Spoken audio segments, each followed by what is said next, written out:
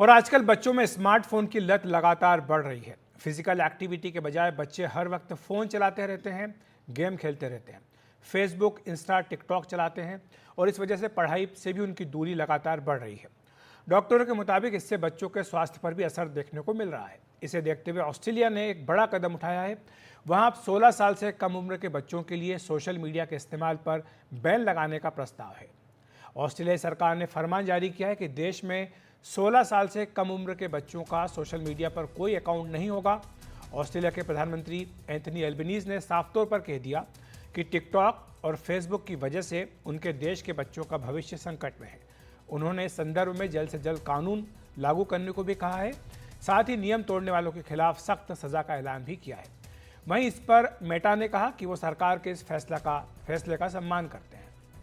और ऑस्ट्रेलिया के इस फैसले का सीधा सा मतलब है कि स्कूल के बच्चे अब सोशल मीडिया पर अपना कीमती समय बर्बाद नहीं करेंगे। इसके अलावा कुछ और भी देश हैं जहां बच्चों के स्क्रीन टाइम को लेकर सख्त नियम बनाए गए हैं, जैसे कि फ्लोरिडा में कंपनियों को 14 साल तक के बच्चों के सोशल मीडिया अकाउंट को डिलीट करने के आदेश दे दिए गए। अगर ऐसा नहीं होता है तो इन कंपनियों पर जुर्माना लगाया जाएगा। स्वीडन की बात करें तो वहाँ पर 2 साल तक के बच्चों के लिए मोबाइल फ़ोन पूरी तरह से बैन है और 6 से 12 साल तक के बच्चों के लिए स्क्रीन टाइम की लिमिट सेट की गई है। आयरलैंड की बात करें तो ग्रेस्टोन में प्राइमरी स्कूल के बच्चों के लिए फ़ोन बैन कर दिया गया है। फ्रांस में भी स्कूलों में बच्चों के फ़ोन लाने पर बैन है और फ्रांस का ये फैसला भी बच्चों के स्क्रीन टाइम घटाने के लिए किया गया है। तो जो ऑस्ट्रेलिया का फैसला है, इसका क्या महत्व है और क्या दुष्प्रभाव डालता है स्मार्टफोन का प्रयोग, सोशल मीडिया का प्रयोग बच्चों पर, उनकी पढ़ाई पर? डॉक्टर शोभा शर्मा बाल मनोचिकित्सक हमारे साथ जुड़ गई हैं। साथ ही काशिफ एजुकेशनल इन्फ्लुएंसर भी हमारे साथ जुड़ गए हैं। आप दोनों का बहुत बहुत स्वागत है एनडीटीवी इंडिया पर। डॉक्टर शोभा, आपसे शुरुआत करूंगा। एक बड़ा फैसला ऑस्ट्रेलिया की ओर से 16 साल से कम उम्र के बच्चों के सोशल मीडिया के प्रयोग पर पूरी तरह से पाबंदी लगाने की बात कही जा रही है। क्या दुष्प्रभाव होते हैं बच्चों के लिए खासतौर से सोशल मीडिया चलाने पर? सोशल मीडिया चलाने के बच्चों पर फिजिकली और मानसिक दोनों तरीके के प्रभाव होते हैं। अगर हम बात करें शारीरिक प्रभाव की, तो बच्चे क्या होते हैं, यूजुअली सोशल मीडिया चलाते समय वो अपनी फैमिली से डिस्कनेक्ट हो जाते हैं। वो अपना एक एलोन एनवायरनमेंट चाहते हैं, तो उसकी वजह से उनकी फिजिकल एक्टिविटी भी प्रॉपर नहीं हो पाती है, जिसकी वजह से उनका वेट बढ़ना, डायबिटीज और कोई भी आगे फिजिकल इशू हो सकते हैं। सेकंड थिंग है कि मानसिक जो इशू होते हैं, बच्चे क्या होता है सोशल मीडिया के चलाते हुए प्रॉपर, ये तो स्टडी भी बता चुकी है कि स्लीप इशू होते हैं, जिसमें स्लीप डिफिकल्टी हो सकती है, स्लीप डिस्टरबेंस हो सकती है और शॉर्ट स्लीप भी हो सकती है, जिसकी वजह से क्या होता है कि बच्चे कंसंट्रेट नहीं कर पाते स्कूल में, और जो टीचर पढ़ाई करा रहे हैं क्लास में भी वो उस पर फोकस नहीं कर पाते हैं। उसकी वजह से क्या होता है, उनका वर्क जो है कंप्लीट नहीं हो पाता है, जिसकी वजह से बहुत ज्यादा फ्रस्ट्रेशन हो सकती है, या फैमिली वालों से भी बहुत ज्यादा डांट भी सुनने को मिल सकती है, क्लास में परफॉर्मेंस भी कम जा सकता है। और कई बार क्या होता है कि बच्चों को सोशल मीडिया चलाते समय इतनी एंजाइटी होती है कि उसकी वजह से क्या होता है, डिप्रेशन और इन सब के भी शिकार होते जाते हैं। जो ये जी। वाली यंगस्टर जो हैं, जो 13 से 16 वाले हैं, और उसके साथ चलते उनके एक तो वैसे ही प्री एडोलसेंस इशू होते हैं, जिसमें पेरेंट्स के लिए हैंडल करना बहुत मुश्किल टाइम पीरियड होता है। और उसी बीच जब ये सोशल मीडिया होती है, तो उसकी वजह से उनके बहुत नेगेटिव इम्पैक्ट आते हैं। जी। थर्ड थिंग है कि बच्चे ना ये नहीं समझ पाते हैं कि जो सोशल मीडिया में बंदा जो दिखा रहा है, या जिनको वो रोल मॉडल समझ रहे हैं, they are just beyond to the reality, वो वास्तविक में ऐसे नहीं है। और बच्चे क्या करते हैं, उनसे अपना फिजिक को लेके कंपैरिजन करते हैं, या उनकी फिजिकल अपीयरेंस को, जिसकी वजह से क्या होता है, बच्चों को लगता है अपनी बॉडी इमेज को लेके उनको शेम आती है। उनको लगता है हमारी इमेज ऐसी क्यों हो गई है। ठीक है। और फोर्थ थिंग जो है, जो सबसे ज्यादा मेनली है, कि बच्चे इमोशनल डिस्टर्ब हो जाते हैं। जी। क्यों? आप देखोगे, हम अपने बचपन में अपने बड़े लोगों के साथ बात करते थे, इंटरेक्शन करते थे, फैमिली फ्रेंड्स से मिलते थे, फ्रेंड्स बनाते थे। लेकिन बच्चे आजकल कहीं जाना ही नहीं चाहते हैं। उनको लगता है फोन मिल जाए, दैट्स एनफ फॉर देम। बिल्कुल। उनको बस मोबाइल में घुसने का बिल्कुल एकदम चार्म होता है, तो वो किसी से कांटेक्ट ही नहीं बना जी। पाते हैं, ना पेरेंट्स से उनके इमोशनल अटैचमेंट होते हैं, जिसकी वजह से इमोशनली इतने डिस्टर्ब होते हैं कि इमोशनली जो अनस्टेबिलिटी है, वो मेंटल हेल्थ को बहुत ठीक। ज्यादा लीड करती है। जी। तो मोस्टली देखा जाए इन सब के लिए जो मीडिया है, उसका बहुत ज्यादा इम्पैक्ट, सोशल मीडिया का इम्पैक्ट है, और बहुत सारी स्टडीज ये प्रूव भी कर चुकी ठीक है। है। तो काशिफ, आपने सुना डॉक्टर शोभा शर्मा को एक लंबी फहरिस्त है दुष्प्रभावों की जो बच्चों पर पड़ता है, उनके मानसिक, उनके शारीरिक स्वास्थ्य के ऊपर। सोशल मीडिया का प्रयोग हो, स्मार्टफोन का प्रयोग हो, आप किस तरह से देखते हैं? क्या ये पाबंदी लगाने का वक्त आ गया है? सिर्फ ऑस्ट्रेलिया ही नहीं बल्कि भारत में भी इस पर गंभीरता से विचार करने की जरूरत है, या फिर आपको लगता है कि बच्चों के विकास के लिए ज़रूरी है कि उनका संपर्क सोशल मीडिया से भी हो, इंटरनेट से भी हो, डिजिटल दुनिया से भी हो? जब बच्चों की बात आती है तो मेरे ज़हन में सिर्फ़ एक ही ख़्याल आता है कि अच्छे लगते हैं मुझे शोर मचाते हुए बच्चे, उनको खुश देखकर ये दुनिया बहुत खुश लगती है। जब हम बच्चों की बात करते हैं तो उनकी खुशी हम सबको सबसे ज़्यादा पसंदीदा चीज़ होती है। माँ-बाप भी चाहते हैं, माता-पिता चाहते हैं कि मेरे बच्चे कामयाब भी बने और साथ ही साथ खुश भी रहें। पर हुआ क्या है कि अगर हम 16 साल के बच्चों को सोशल मीडिया से हटा दें, उन्हें उन उससे बिल्कुल दूर कर दें, तो उनकी मेंटल हेल्थ तब भी खराब होगी, क्योंकि हम सिर्फ यही नहीं सोच सकते कि सोशल मीडिया का सिर्फ दुष्प्रभाव है। उसके अलावा भी उसके बहुत ज़्यादा फ़ायदे भी हैं। हमें उन्हें भी सोचना पड़ेगा, उनको भी दिमाग में रखते हुए फ़ैसला करना पड़ेगा। उदाहरण के तौर पे अगर मैं बात करूँ 16 साल के बच्चे की, तो 16 साल का बच्चा 10वीं या 11वीं क्लास में आराम से होता है। और 10वीं 11वीं क्लास के बच्चे आज के वक़्त में सोशल मीडिया प्लेटफ़ॉर्म से इतना पढ़ रहे हैं, इतना सीख रहे हैं, जिसकी जिसकी जो मिसाल है वो मैं खुद अपने आप को ही बता सकता हूँ, क्योंकि मुझे बच्चे देखते हैं, हमारी पढ़ाई बनाई हुई वीडियोज़ को देख के पढ़ाई करते हैं। और हम जैसे बहुत सारे ऐसे लोग हैं, सोशल मीडिया इन्फ्लुएंसर्स हैं, जो पढ़ाई की बात करते हैं, मोटिवेशन की बात करते हैं, जिन्हें देखकर बच्चे अच्छे काम भी कर रहे हैं, पढ़ाई भी अच्छी कर रहे हैं, अपना करियर भी बना रहे हैं। बल्कि उनके अंदर जो प्रतिभा है, जो भी उनके अंदर आर्ट है, जो पोटेंशियल है, टैलेंट है, वो भी निखर के आ रहा है, क्योंकि कम उम्र में ही बच्चों को एक अच्छा प्लेटफ़ॉर्म मिल जाता है, एक्सपोज़र मिल जाता है दुनिया के बारे में, जो चीज़ें हम नहीं जानते थे अपने वक़्त में। तो डॉक्टर शोभा, आपने सुना एक तर्क ये भी है कि जो बाहरी दुनिया है उससे संपर्क भी ज़रूरी है, और ख़ासतौर से जो कोविड का समय रहा, जब से बच्चों को ऑनलाइन पढ़ाई करनी पड़ी, स्कूल नहीं जाने को उनको कहा गया, मुझे लगता है तब से ज़्यादा ये बीमारी बढ़ी है बच्चों में, ख़ासतौर से सोशल मीडिया हो या डिजिटल दुनिया हो या इंटरनेट हो। लेकिन इसका एक दूसरा पहलू ये भी है, सोशल मीडिया तो अपनी जगह पर है, लेकिन जो गेमिंग होती है, डिजिटल गेमिंग होती है, उसमें भी बच्चे अपना बहुत ज़्यादा समय, अपनी ऊर्जा व्यर्थ करते हैं, गंवाते हैं। उससे कुछ सीखने को तो होता नहीं है, लेकिन समय जो है वो ख़राब होता है, और उसका मानसिक प्रभाव भी पड़ता है। जिस तरह के हिंसा वाले गेम होते हैं, उससे भी उनके जो मस्तिष्क पर, मन के ऊपर वो एक दुष्प्रभाव देखने को मिलता है। डॉक्टर शोभा। हाँ जी, देखो जैसे हर सिक्के के 2 पहलू होते हैं, हर चीज़ के भी डिफेक्ट और साइड इफेक्ट दोनों ही चीज़ें होती हैं। बट पॉजिटिव और नेगेटिव इम्पैक्ट एक मैच्योर जो पर्सन है वो समझ सकता है कि भई एजुकेशनल अगर इन्फ्लुएंसर हैं, उनको हमें मॉडलिंग बनाना है या उनसे हमें इन्फ्लुएंस होना है। बट कुछ इन्फ्लुएंसर ऐसे भी हैं जो कि एजुकेशन ना होके अटपटी चीज़ें भी सिखाते हैं। तो सबसे पहले ये ज़रूरी है कि जो इस तरह के ऐप हैं उनको बैन किया जाए तो ज़्यादा अच्छा है, क्योंकि इतनी एज में बच्चे को इतनी स्टेबिलिटी नहीं होती है, this is right and this is wrong. जो उनके मन को अच्छा लगता है, वो उसको फ़ॉलो करते हैं। बहुत कम परसेंटेज है, जो कि बच्चे एजुकेशनल प्लेटफ़ॉर्म को यूज़ कर रहे हैं। और सम टाइम क्या होता है, अगर आप नोटिस करोगे, कोविड के बाद ये चीज़ें ज़्यादा हुई हैं, इन्फ्लुएंसर को यूज़ करते-करते बच्चे ऐसी रील में मिक्स हो जाते हैं, जहाँ पर कि वो बेतुकी चीज़ें भी देखते हैं, जो कि उनके ब्रेन पर जी। नेगेटिव इम्पैक्ट डालती है। गेम के काफ़ी लिंक ओपन हो जाते हैं कि आप इसको टिक करेंगे तो आप 1000 आपके अकाउंट में आएँगे।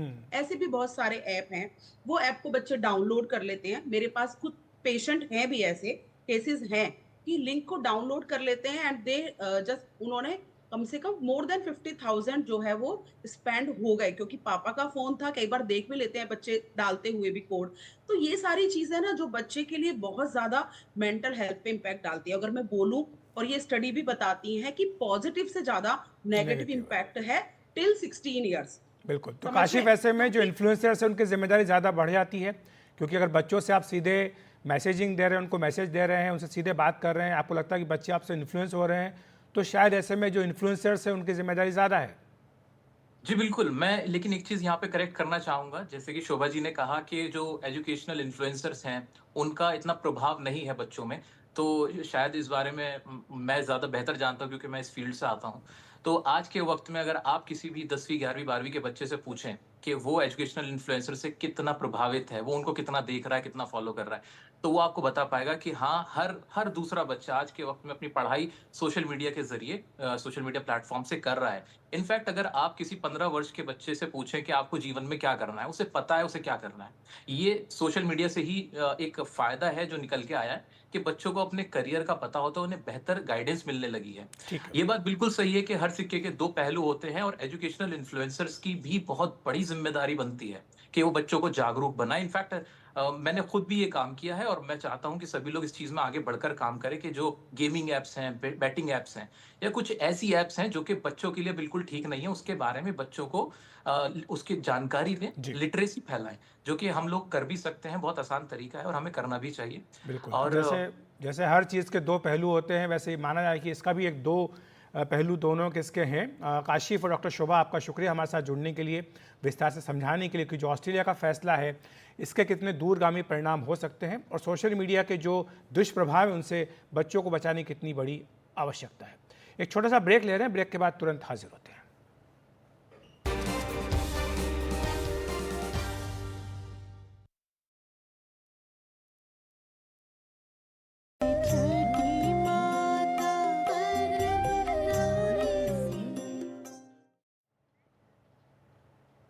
नमस्कार, हमारी इस खास पेशकश में आपका स्वागत है। आपके साथ मैं हूं गीता जोशी। सबसे पहले एनडीटीवी के सभी दर्शकों को छठ महापर्व की बहुत बहुत शुभकामनाएं। छठ पर्व का आज तीसरा दिन है। नहाए खाए और खरना के बाद इस महापर्व में आज संध्या काल में डूबते सूरज को अर्घ दिया जाएगा। इस दिन पहले भगवान सूर्य और छठी मैया की विधिवत पूजा की जाती है, फिर शाम के समय अस्त होते सूर्य को अर्घ देने की परंपरा है। देश ही नहीं, विदेश में भी छठ महापर्व मनाया जा रहा है। आपके सामने हम आपको तस्वीरें दिखा रहे हैं वर्जीनिया के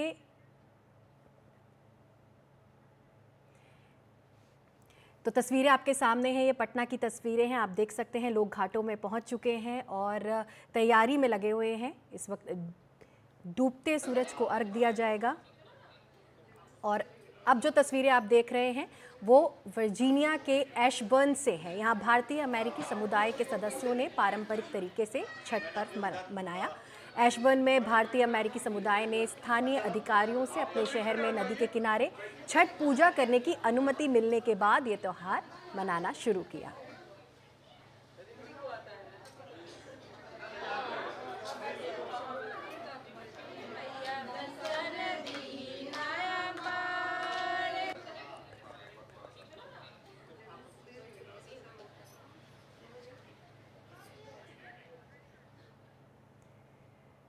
तो इस पर ज़्यादा जानकारी के लिए हमारे साथ हमारे सहयोगी प्रभाकर जुड़ रहे हैं।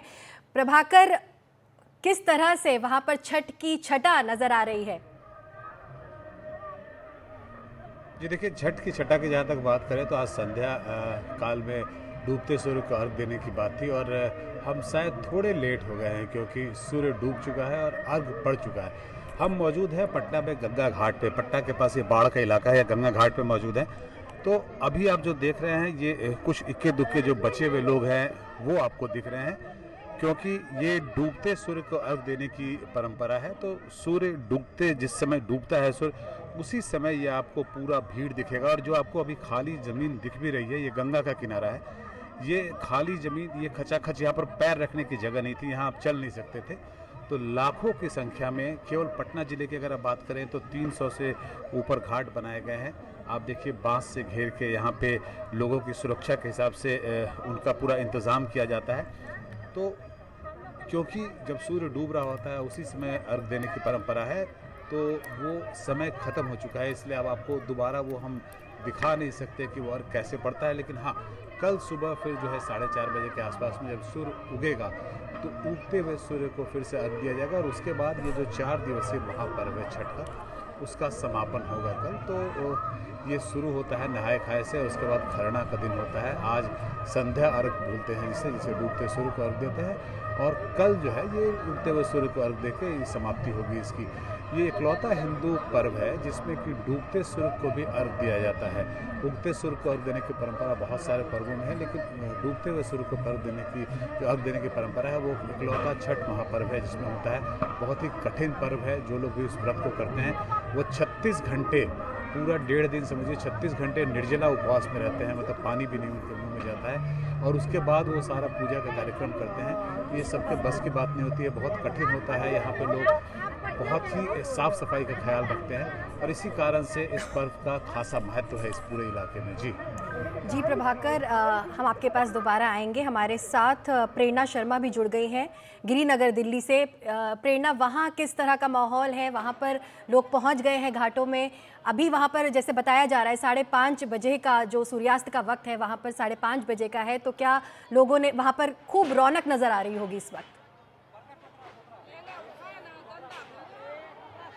जी देखिए, इस वक्त मैं बालमुकुंद घाट पे मौजूद हूँ। ये एक कृत्रिम घाट है जो बनाया गया है गिरिनगर में, और आपको अगर तस्वीरें दिखाऊं तो आप देख सकते हैं कितने अद्भुत तस्वीरें हैं यहाँ पर। महिलाएं, पुरुष सब जो व्रती हैं वो यहाँ पे खड़े हैं, और सूरज समय हो गया है सूरज डूबने का, और ऐसे में जो है अर्घ यहाँ पे सब ध्यान लगाए खड़े हैं, और धीरे धीरे जो है यहाँ पे अर्घ दिया जा रहा है सूर्य भगवान को। और माना जाता है ये संध्या का समय है, और ये एक इकलौता ऐसा पर्व होता है जहाँ पे डूबते सूरज की भी पूजा की जाती है और अर्घ दिया जाता है। तो तमाम जो श्रद्धालु हैं यहाँ पे जुटे, आप भीड़ देखें। और कुछ ही समय पहले यहाँ पे मुख्यमंत्री अतिशी भी मौजूद थी, दिल्ली की मुख्यमंत्री अतिशी, और वो भी यहाँ पे उन्होंने भी पानी में जो अर्घ है वो दिया है, संध्या अर्घ सूप को अपने हाथों में लेकर। और रिवाज होता है कि यहाँ जल ढारा जाता है। जो भी श्रद्धालु रहते हैं परिवार के, जैसे सूप से जब व्रती जो है अर्घ देती हैं तो उस वक्त दूध और पानी ढारने की जो परंपरा है वो होती है। और मेरे चारों तरफ इस वक्त एक बहुत ही अद्भुत तस्वीरें हैं। महिलाएं जो है एक दूसरे को सिंदूर लगा रही हैं, तो वहीं पुरुष भी हाथ में नारियल, अगरबत्ती और तमाम चीज़ें लेकर सूर्य भगवान का जो है ध्यान कर रहे हैं, छठी मैया का ध्यान कर रहे हैं। और जो ये तस्वीरें हैं वो बेहद अद्भुत हैं। लाखों जो है यहाँ पे श्रद्धालु पूरी दिल्ली में आज जो है संध्या अर्घ देंगे, और तमाम जो तस्वीरें हैं वो देखने को मिल रही है। बैंड बाजे यहाँ बजाए जा रहे हैं, छठ के गीत लगातार चल रहे हैं। और जो तस्वीरें हैं, आप बता दें कि कल खरना के बाद से जो है 36 घंटे का जो निर्जला उपवास है वो शुरू हो जाता है, और आज का दिन जो है वो सबसे महत्वपूर्ण होता है, क्योंकि शाम के समय में जो है डूबते हुए सूरज की जो है वो पूजा की जाती है। और कल सुबह करीब 4:30-5 बजे के आसपास सूर्योदय होगा, और उसके बाद जो है यहाँ सुबह उगते हुए सूरज को अर्घ दी जाएगी, और जिसके बाद फिर छठ महापर्व का समापन होगा। जी, और यहाँ पे जितने भी तमाम जो श्रद्धालु हैं वो पूर्वांचल के भी कई सारे श्रद्धालु और दिल्ली के भी लोग हैं जो लगातार यहाँ पे जुड़े हुए हैं। जी प्रेरणा, खूब रौनक तो दिख ही रही है। आपने जैसे बताया अभी थोड़ी देर पहले मुख्यमंत्री आतिशी भी वहाँ आई थी, तो प्रशासनिक तैयारियों की बात करें तो किस तरह से वहाँ पर तैयारियाँ की गई हैं? जी, अगर प्रशासनिक तैयारियों की बात करें तो सुरक्षा के पुख्ता इंतजाम किए गए हैं। जो बाहर जो है सुरक्षा कर्मी लगातार मौजूद हैं, और क्योंकि भीड़ बहुत ज़्यादा है तो ऐसे में जो है सुरक्षा के यहाँ पुख्ता इंतजाम किए गए हैं। लगातार जो है एंट्रेंस पे भी सुरक्षा कर्मी मौजूद है, अंदर भी सुरक्षा कर्मी मौजूद हैं, ताकि किसी तरह की जो है भगदड़ ना मचे, किसी तरह की जो समस्या है वो लोगों को नहीं देखनी पड़े। जी, प्राची भी हमारे साथ जुड़ रही हैं। प्रेरणा, हम आपके पास दोबारा आएंगे। अभी इस वक्त प्राची के पास जाते हैं, फरीदाबाद से वो हमारे साथ जुड़ रही हैं। प्राची, वहाँ पर किस तरह का माहौल है? जी, जैसे कि सूर्यास्त का समय 5:30 था, तो लगभग सारे लोगों ने अर्घ दे दिया है और घाट धीरे धीरे लोग अपने घर की ओर प्रस्थान कर रहे हैं। अर्घ तो लोगों ने दे दिया, हालांकि अभी आप कई सारे ऐसे श्रद्धालु हैं जो पूजा कर रहे हैं, क्योंकि अर्घ देने के बाद वो बैठते हैं और जो वो पिंड बनाए होते हैं उसके आसपास वो बैठकर पूजा करते हैं। आप मेरे पीछे इधर मैं दिखाओ तो यहाँ पे व्रती हैं जो बैठकर गीत गा रही हैं और वो पिंड की पूजा कर रही हैं। आज छठ पूजा का तीसरा दिन है जिसमें डूबते हुए सूर्य को अर्घ दिया जा रहा है, और कल सुबह उगते हुए सूर्य को अर्घ देने के बाद उनका 36 घंटे का निर्जल उपवास संपन्न हो जाएगा। आप देख सकते हैं यहाँ पे सूप दौरा सजाए हुए हैं, और सूप में हर तरीके के फल और मूली, सब्जी, दीपक, अभी ये सारे दौरे में ये सजा रहे हैं, और इसको सजाने के बाद ये वापस अपने घर को जाएंगे, और फिर कल सुबह सूर्योदय से पहले 4 बजे या 5 बजे के आसपास ये यहाँ वापस आएंगे, ये दौरा लेकर पूजा करेंगे, और उसके बाद फिर ये अपने इस पर्व को संपन्न करेंगे।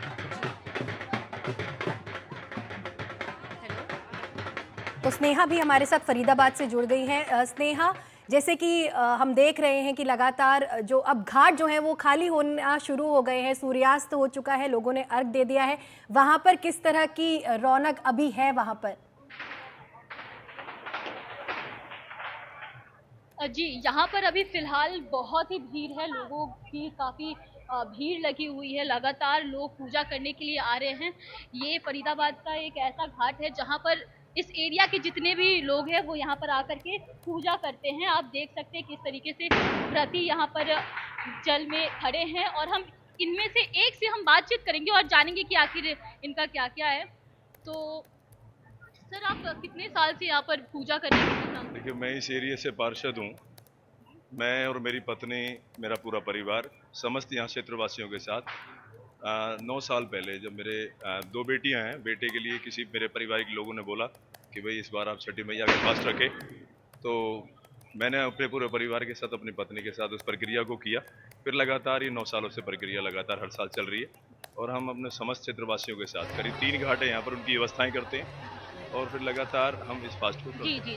अब हमारे साथ एक और अभी महिला भी है अंदर, इनसे बातचीत करेंगे। हाँ जी, आप बताइए, आप कितने साल से यहाँ पे पूजा कर रहे हैं? मेरे को 2005 से पूजा करनी है। जी, और आखिर क्यों करते हैं आप ये पूजा, क्यों करते हैं? भाई ये कहते हैं छठी मैया, देखो कोई किसी रूप में मानता, कोई कह रहा है तो हमारी भी छठी मैया, तो हमारे भाई रहते तो हम इनका साथ देते हैं, हमारे साथ देते हम मिलकर सब उसमें पूजा करते हैं। जी। आप हमें ये बता सकते हैं कि आखिर छठ पूजा का आखिर ये डूबते हुए अभी सूरज को आप पूजा करने जा रहे हैं, आपकी आखिर इसका महत्व क्या है? डूबते हुए सूरज का महत्व ये है कि हमारी जो संस्कृति है भोजपुरी, जो भोजपुरी के द्वारा ये छठ मैया जैसे शंकर भगवान माँ पार्वती ने अपने लड़कों के लिए करी थी, उसके लिए ये एक तरह से डूबते हुए को हम पूजते हैं जी। और उसके बाद फिर उगते हुए को भी पूजते हैं। जी स्नेहा, तो हमारी संस्कृति ये। जी स्नेहा, हम आपके पास दोबारा लौटेंगे। अमृतांशी भोपाल से हमारे साथ जुड़ गई हैं। अमृतांशी, हमने दिल्ली, फरीदाबाद और पटना की तो झलकियां देखी, वहां पर किस तरह का माहौल है? बहुत ही उत्साहित यहाँ पर तमाम महिलाएं और तमाम बिहारी हम कह सकते हैं लोग हैं, क्योंकि साल में एक बार आने वाला त्यौहार है। किसी भी बिहारी से आप पूछेंगे तो सब यही कहते हैं कि छठ हमारे लिए त्यौहार नहीं है, हमारे लिए इमोशन है, ये भाव है, ये आराधना का पर्व है। फिलहाल हम भोपाल की शीतलदास की बगिया पर मौजूद हैं, आपको तस्वीरें दिखाते हैं। ये पूरा आप कह सकते हैं जो घाट है ये भरा हुआ है, क्योंकि यहाँ पर बड़ी संख्या में वो महिलाएं डूबते हुए सूरज को अर्घ दे रही हैं, क्योंकि छठ इकलौता ऐसा त्यौहार है जहाँ पर डूबते हुए सूरज को अर्घ दिया जाता है, आराधना की जाती है, इस पर्व को मनाया जाता है।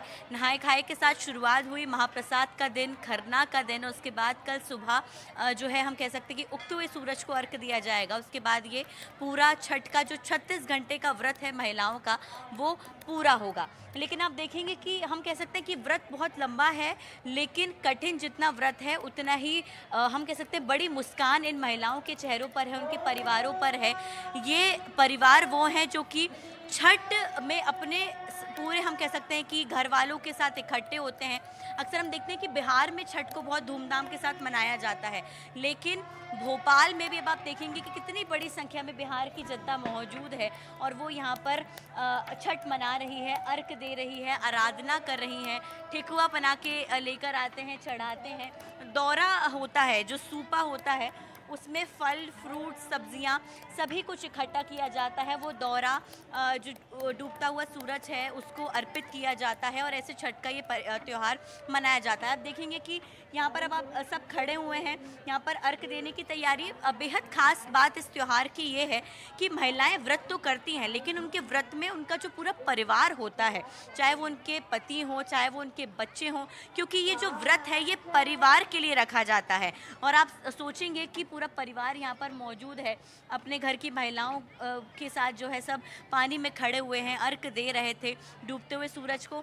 तो हम कह सकते हैं कि समझ में आता है कि बिहारियों के लिए छठ एक इमोशन क्यों है। और इमोशन आप देखेंगे कि ये जो छोटे छोटे बच्चे हैं ये भी पानी में खड़े हुए हैं, हाथ जोड़ के छठी मैया से प्रार्थना कर रहे हैं, हाथ जोड़कर यहाँ पर महिलाएं आप देखेंगे कि एक बहुत खास बात होती है, सिर्फ मुझे लगता है कि बिहार में ही होती है, कि नाक से सिंदूर लगाया जाता है। नाक से सिंदूर लगाकर पीछे तक जो है वो लगाया जाता है। और ये हम कह सकते हैं कि व्रत भले ही महिलाएं 36 घंटे का कर रही हैं, लेकिन इस व्रत में उनका पूरा परिवार के लिए वो व्रत किया जाता है। पीछे छठ के गीत भी चल रहे हैं। यहाँ पर बहुत मशहूर लोक गायिका पहुंची हुई है, विजया भारती। वो यहाँ पर लोक गायिका जो गीत गा रही हैं छठ के। इसके साथ ही साथ यहाँ महिलाएं हाथ जोड़कर खड़ी हुई हैं, आराधना कर रही हैं अपने परिवार के लिए।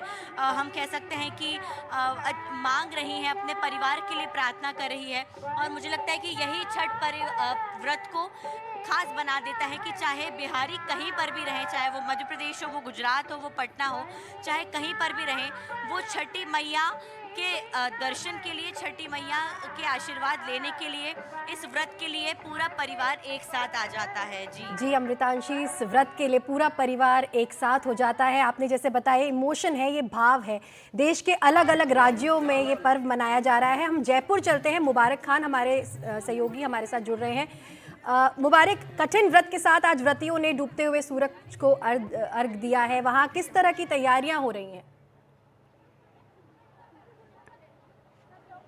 बिल्कुल जी, देखिए अगर बिहार ही नहीं बल्कि हम बात करें पूरे देश और दुनिया की, तो इस त्यौहार की अपनी खास चीज़ें हैं जो कि यहाँ पर फ़िलहाल जहाँ हम मौजूद हैं वो गलता घाट है। वहाँ की तस्वीरें मैं आपको दिखाना चाहूँगा कि यहाँ के जो लोग हैं, जो पिछले 15, 20, 30 सालों से जो लोग यहाँ पर रह रहे हैं, वो हर साल यहाँ आकर इस त्यौहार को मनाते हैं। और इस त्यौहार की जो खूबसूरती है वो आप तस्वीरों में देख सकते हैं, चाहे वो कहीं के भी लोग हो। और इस त्यौहार की, जयपुर के अगर हम बात करें छठ मैया की इस त्यौहार की, तो जयपुर के जो स्थानीय लोग हैं वो भी इस त्यौहार में यहाँ पर देखने के लिए शामिल होते हैं। और कहीं ना कहीं वही खूबसूरत तस्वीर यहाँ से नज़र आती है।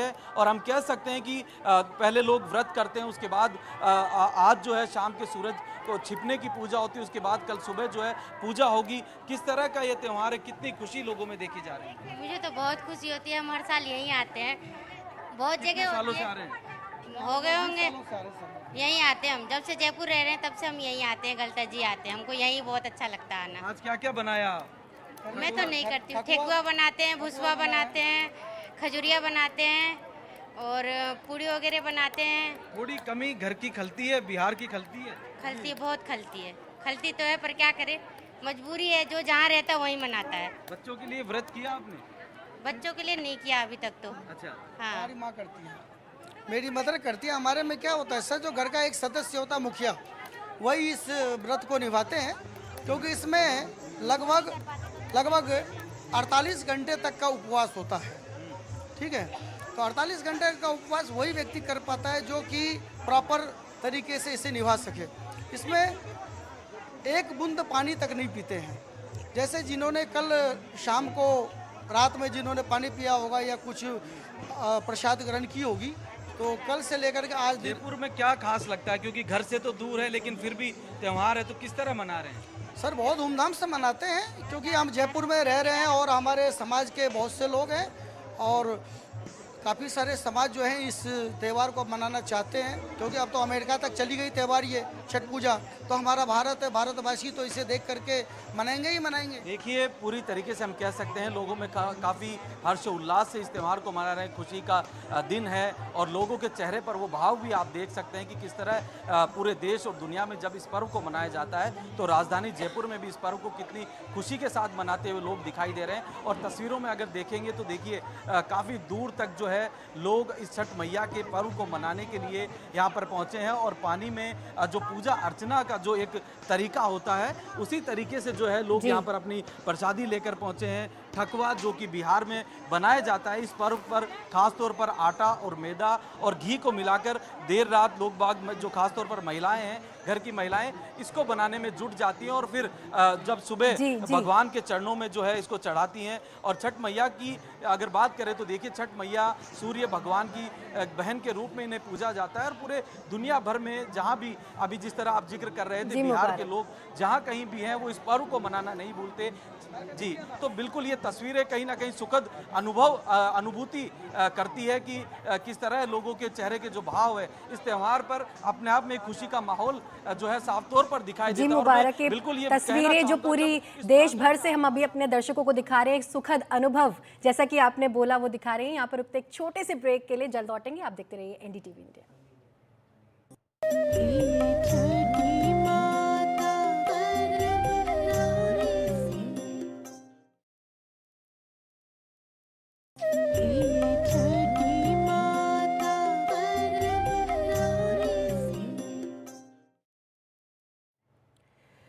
तो ब्रेक के बाद आपका स्वागत है। छठ पूजा पर पूरे देश में उत्साह है। आज डूबते हुए सूर्य को अर्घ दिया जाता है। कई राजनेता भी छठ पूजा मना रहे हैं और आप देख सकते हैं तस्वीरों में कि हम आपको बता दें, नहाए खाए और खरना के बाद इस महापर्व में आज संध्या काल में डूबते हुए सूरज को अर्घ दिया जाता है। तस्वीरों में आप देख सकते हैं व्रतीय महिलाएं जो हैं वो डूबते हुए सूरज को अर्घ दे रही हैं। इस दिन पहले भगवान सूर्य और छठी मैया की विधिवत पूजा की जाती है और फिर शाम के समय जब सूर्य अस्त होता है तो अर्घ देने की परंपरा है।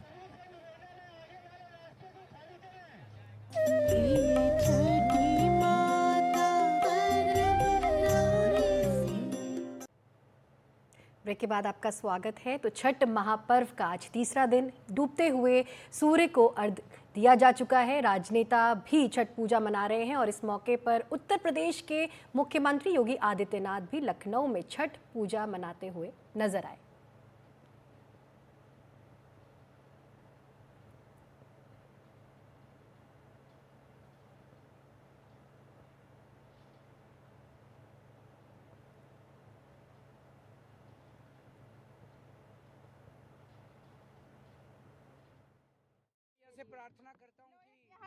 सबको खूब खुशियां दे, सबकी मनोकामना पूरी करे। दिल्ली सरकार ने जगह जगह, बहुत जगह पे दिल्ली सरकार ने छठ पूजा का आयोजन किया है ताकि लोगों को अपने घर से बहुत दूर न जाना पड़े। सबके कॉलोनीज़ के अंदर, मोहल्ले के अंदर छठ पूजा का आयोजन किया गया है। सब लोग अच्छे से पूजन करें, अच्छे से छठी मैया का आशीर्वाद लें और सबको छठी मैया खूब खुश रखें। क्षेत्र में पहुंचे हैं, कैसा लगा आपको यहाँ? बहुत अच्छा लगा, सबके साथ मिलके अभी छठी मैया का पूजा की हमने, बहुत अच्छा लगा। कृपया हो गया आप लोग।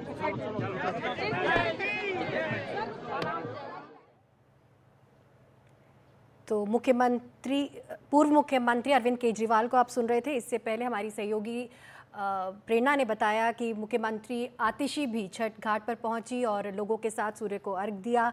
छठ पर्व मनाने वो पहुंची थी। अभी पूर्व मुख्यमंत्री अरविंद केजरीवाल को आप सुन रहे थे। लोगों के लिए किस तरह से इंतज़ाम किए गए हैं वो उस पर बात कर रहे थे।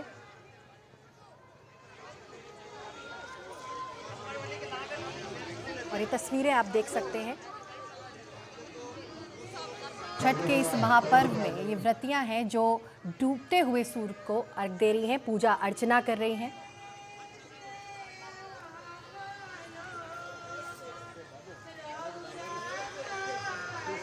आज छठ पर्व का तीसरा दिन है।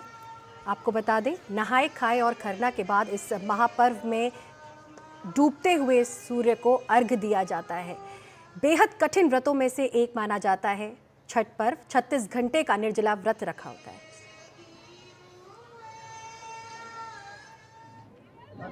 तो तस्वीरें आप देख सकते हैं, पूर्व मुख्यमंत्री अरविंद केजरीवाल पहुंचे हैं घाट पर व्रतियों से मिलने और आप देख सकते हैं किस तरह से वो पूजा अर्चना में शामिल हुए हैं। कुछ देर पहले वो बता रहे थे कि अलग अलग जगहों पर उन्होंने इस महापर्व के लिए आशीर्वाद प्राप्त करते हुए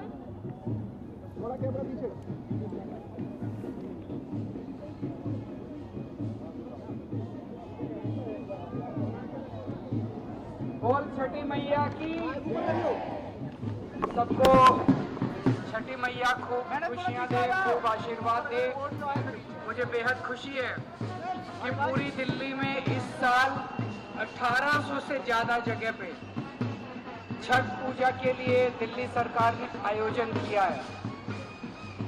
2015 में जब अपनी सरकार बनी थी तो 250 से भी कम जगह पे आयोजन होता था को दूर दूर जाना पड़ता था पूजा करने के लिए। इस साल 1800 से ज़्यादा जगह पे आयोजन किया गया है ताकि लोग अपने घर के पास ही पूजन कर सकें। आज आप लोगों के बीच में आके आपके साथ छठी मैया का पूजन करके बहुत अच्छा लग रहा है। छठी मैया आपको सबको बहुत खुश रखे, आपके घर में खूब बरकत हो, आपकी सबकी मनोकामना पूरी करे छठी मैया। बोल छठी मैया की। मैं मेनका जी और उनकी पूरी छठ की जो हमारी समिति है सबका स्वागत करता हूँ। आपने इतना अच्छा प्रोग्राम ऑर्गेनाइज करा। तो दिल्ली के पूर्व मुख्यमंत्री अरविंद केजरीवाल को आप सुन रहे थे, छठ घाट पर वो पहुंचे थे। उन्होंने बताया कि 1800 जगहों पर उन्होंने छठ के पर्व का आयोजन किया है ताकि घर के पास ही लोग इस पर्व को मना सकें। फिलहाल बुलेटिन में बस इतना ही। मुझे दीजिए इजाज़त। देश और दुनिया की बाकी खबरों के लिए आप देखते रहिए NDTV इंडिया।